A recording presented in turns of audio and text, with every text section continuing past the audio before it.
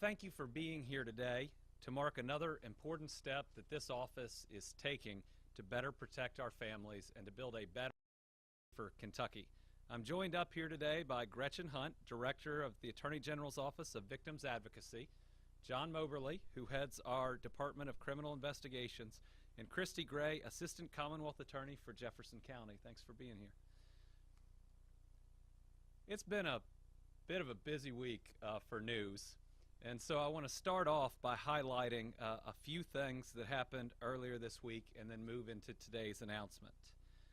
This week we've transferred a total of $3.4 million to the general fund from settlements that this office has secured from two automakers who attempted to defraud Kentuckians and violated our Consumer Protection Act. Nearly $2.8 million was from our settlement with Volkswagen, which we announced earlier this week, and another $625,000 was from a settlement with Hyundai and Kia that we announced yesterday. In bringing these cases, we were also able to ensure that consumers who were deceived got restitution. In going to the general fund, these monies will aid state lawmakers in setting their priorities and putting Kentucky on a path towards prosperity. That means with those funds that as of today, the AG's office has returned more than $20 million to state lawmakers for appropriation this year, which is roughly twice the amount that we received in general fund dollars. Add in the $8 million we've returned to state Medicaid and the nearly $200 million in restitution and rate savings, and this office right now is projecting a return on investment of $25 for every dollar that we receive from the general fund.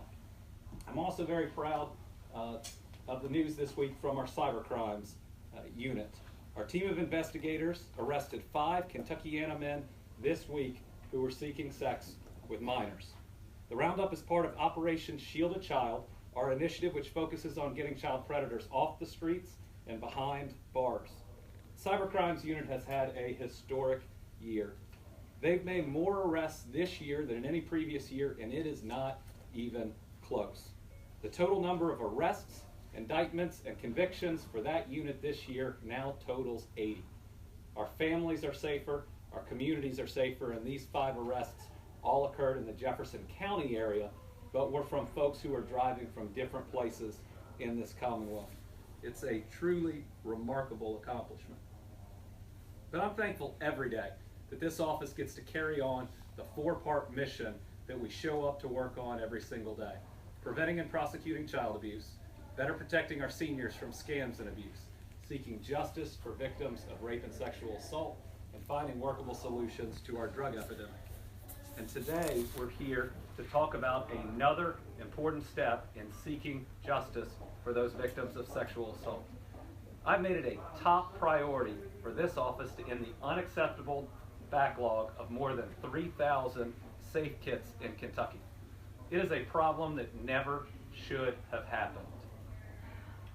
Each one of these kits is more than a box on a shelf. It represents the courage of a victim who has been through a terrible crime, that had the courage to report what is an underreported crime, and then had the additional courage to go in and undergo a forensic test that is long and as thorough and as invasive.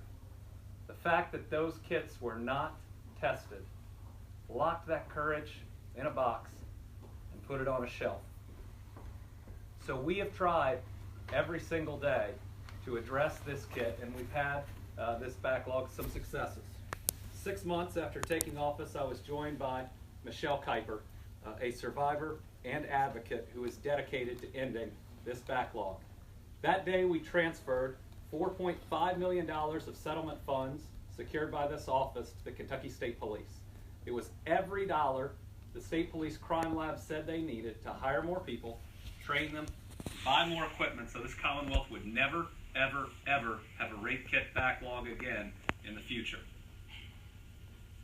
We also committed another $1 million in settlement funds to support Kentucky State Police, local law enforcement, victims advocates, and survivor leaders in formulating a plan to address the backlog, investigating and prosecuting those cases in a victim-centered manner. In September, we teamed up with the Sexual Assault Response Team Advisory Committee to host a safe summit for those working on the backlog so that they could understand where we came from, what the new laws were, and the best practices in investigating and prosecuting. The training provided more than 200 attendees with those best practices and information that will assist them in the hard work of notifying victims who may have lost faith in the justice system, investigating cold cases, and prosecuting these cases, again, in that victim-centered manner. This office certainly believes, and I know those up here believe, that the most important person in every crime is the perpetrator. We need to find them, we need to arrest them, and we need to incarcerate them. But the most important person is the victim who needs our services.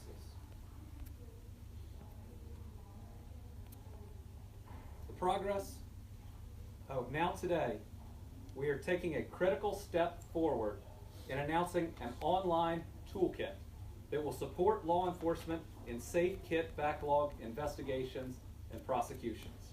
The online kit is an innovative new strategy that empowers the frontline officers to feel confident and ready to address some of the most challenging cases that they have.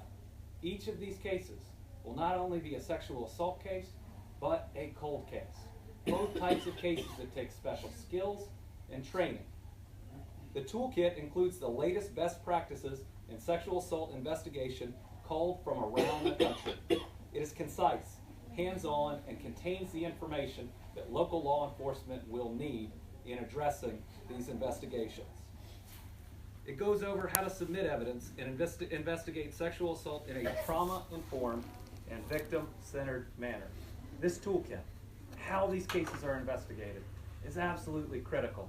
These victims have waited far too long for justice. It may be 5, it may be 10, it may be 15 years. And they shouldn't have to wait any moment longer. And we can't drop the ball on any one of these cases.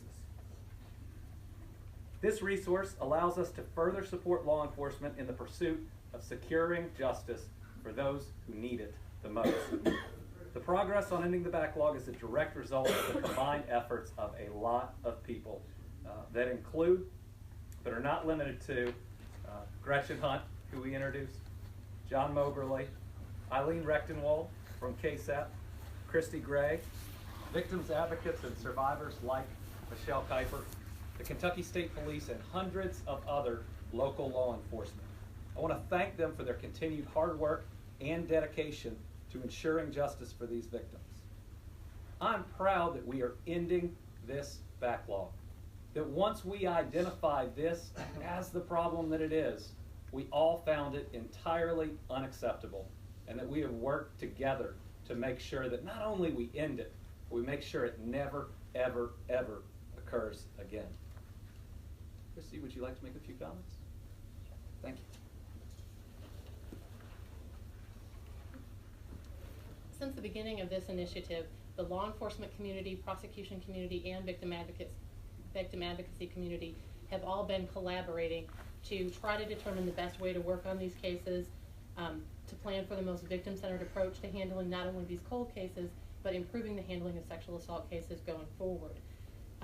It's apparent during all of these meetings that there's a strong commitment throughout the state to handling these cases, providing victim services, holding offenders accountable, and keeping our communities safe. This collaboration has enabled everyone to share information and ideas. It's helped us to recognize the unique challenges in prosecuting not only cold cases, but sexual assault cases in general. And the development of this toolkit was based on all of the challenges that we identified as a group, the shared ideas and information that we put together. So this toolkit provides a great deal of resources, invaluable training, and will help us in going forward, not only to handle the cold cases that result from these test kits, but sexual assault investigations in general moving forward.